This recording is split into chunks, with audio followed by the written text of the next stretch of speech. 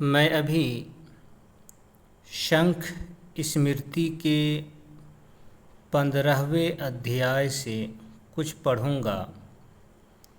उसे आप गौर से सुनेंगे, बहुत सारी बातें बहुत जानकारी की मिलेंगी। ये 15 अध्याय के ऊपर 14वें अध्याय के अंदर उसी पेज के ऊपर ये बात लिखी हुई थी, तो उसको भी मैंने सोचा कि दिखा दूँ आपको। देखें यहाँ क्या हिंदुओं से कहा गया है कि मलेच्छों के देश में न जाए, रहना तो दूर की बात जाने से भी मना किया गया है।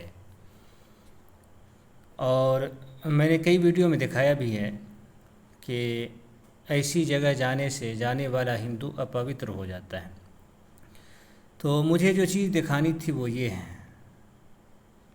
ये नीचे है कि ये लोग बहुत ज़्यादा बोलते हैं मुसलमानों के, मुसलमान बाल विवाह करते हैं, क्या करते हैं ना करते हैं। देखें इसमें बड़ी सोचने वाली बात है, ध्यान भी देने वाली बात है कि ये लोग क्या कुछ कहते हैं और क्या कुछ है। देखिए ये मंत्र 8 है, इसमें लिखा है कि अविवाहिता जो कन्या पिता के घर में रजस्वला हो जाए, उसके मर जाने पर अशोच कभी समाप्त नहीं होता। मैं थोड़ा सा इस पे आपको अगर जानकारी ना हो तो बता दूं। अशोच कहते हैं इनके यहाँ नापाकी को।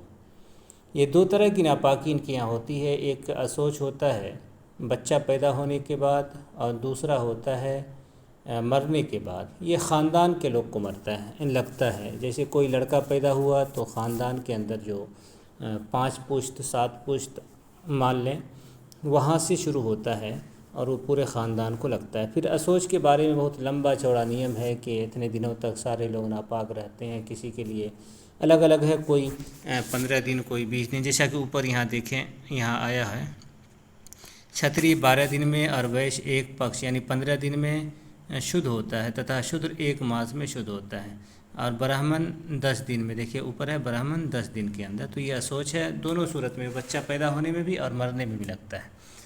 लेकिन ये एक तरह की नापाकी है, और बहुत सारे नियम अशोच के बारे में है कि उसके घर में पूजा पाठ, इस तरह की जितनी भी जो धार्मिक चीज़ें होती हैं, कोई भी धार्मिक चीज़ नहीं हो सकती है। बल्कि ऐसे लोगों के घर से खाना भी नहीं खाया जा सकता है जिसके घर में कोई बच्चा पैदा हुआ हो या मरा हो वो उतने दिनों के अंदर। तो यहाँ अब देखने वाली चीज़ है कि रजस्वला कहते हैं लड़की को, कन्या कहते हैं, रजस्वला कहते हैं खून को, और कन्या कहते हैं लड़की को। तो किसी लड़की को खून आ जाए, जिसको माहवारी का खून बोलते हैं, तो माहवारी आ जाए और माहवारी आने के बाद उसकी शादी ना हुई हो और वो मर जाए, मान ले 10 साल हुआ, 11 साल हुआ, 10 साल हो गया और खून आ गया, माहवारी आ गया, और उसी में वो माहवारी के बाद वो मर गई, शादी नहीं हुई, तो फिर उसका घर सदा के लिए, हमेशा के लिए अपवित्र हो जाता है, नापाक हो जाता है। तो इससे ये बात सिद्ध होती है, साबित होती है, और मैंने इस पे 20 सबूत दिखाए हैं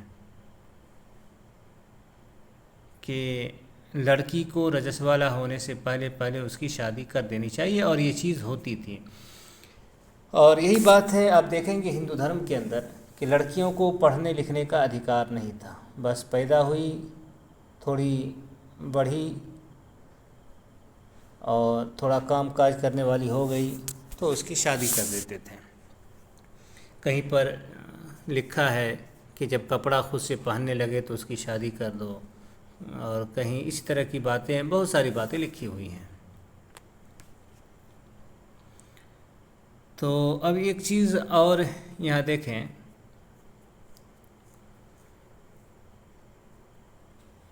खैर ये चीज़ तो हो गई, और नीचे मैं एक चीज़ दिखाना चाहता था, शायद कि इसी से मिली जुली। हाँ ये चीज़ देखें, यहाँ लिखा है कि जो नारी परमादवश हीन वर्ण के पुरुष से, यहाँ देखें, विवाह से पूर्व बच्चे को जन्म देती है, तो ऐसे बच्चे के जन्म और मरण से उत्पन्न होने वाला अशोच उस नारी के लिए कभी समाप्त नहीं होता। यहाँ देखिए विवाह से पूर्व वाली बात लिखी हुई है जो ब्रैकेट के अंदर है, जिसका न यहाँ का कहते हैं मंत्र के अंदर इशारा है, न ऊपर से आप पढ़ते आए तो कहीं इस चीज़ का इशारा है, न किसी शास्त्र के अंदर, किसी भी धार्मिक पुस्तक के अंदर ये चीज़ नहीं है। बल्कि नीच जाति का लड़का हो, ऊंच जाति की लड़की हो, तो फिर तो ये तो ख़तरनाक बात होती है। हिंदू धर्म के अंदर इंतहाई ख़तरनाक चीज़ होती है।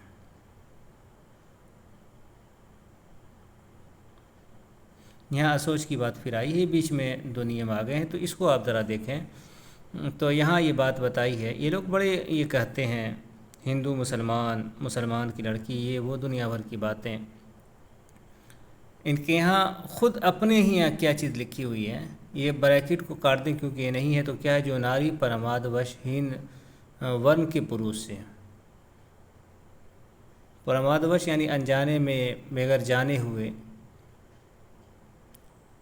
नीच जाति के मतलब पुरुष से, जो उससे जाति में नीच हो, तो ऐसे पुरुष से अगर बच्चे को जन्म देती है शादी करके या बगैर शादी के, तो ऐसे बच्चे के जन्म और मरण से उत्पन्न होने वाला असोच उस नारी के लिए कभी समाप्त नहीं होता। तो आप समझ सकते हैं कि ये दोनों बातें आप देखें कि कितनी ख़तरनाक बात है, और ये नारी के लिए हिंदू धर्म में क्या कहा गया है।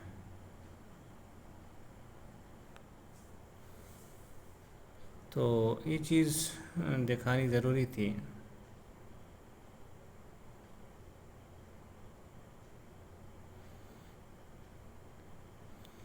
और इस तरह की बातें यहाँ देखिए क्या ऊपर भी लिखा हुआ है कि अविवाहित कन्या और अविवाहित शूद्रों की मृत्यु के विषय में भी 3 दिन में शुद्धि हो जाती है। वो जो रजस्वला ना हुई हो उसके बारे में ये बात आई है। वो रजस्वला होने से पहले पहले, माहवारी आने से पहले पहले ये बात आई है। आगे लिखा, किंतु जिस शूद्र ने अभी विवाह नहीं किया है और 16 वर्ष की अवस्था से अधिक का है, यदि उसका मृत्यु हो जाए तो उसके बांधव भी 1 मास में शुद्धि को प्राप्त होते, इसमें विचार करने की आवश्यकता नहीं है।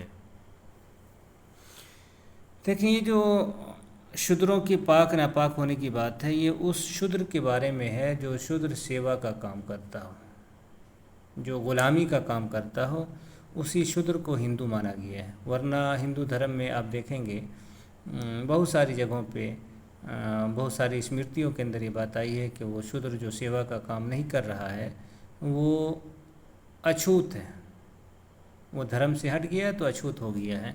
और क्योंकि इसका धर्म ही, शूद्र का धर्म ही सेवा करना, गुलामी करना है, तो जब वो गुलामी नहीं करेगा तो वो धर्म पे नहीं चल रहा है, तो अधर्मी हो गया है, वो धर्म से बाहर हो गया है। तो उसके लिए वही नियम लागू होंगे जो अधर्मियों के लिए होते हैं। तो इस तरह के नियम है। तो मुझको जो दिखाना था वो यही दिखाना था कि आप देखें कि क्या कुछ लिखा हुआ है।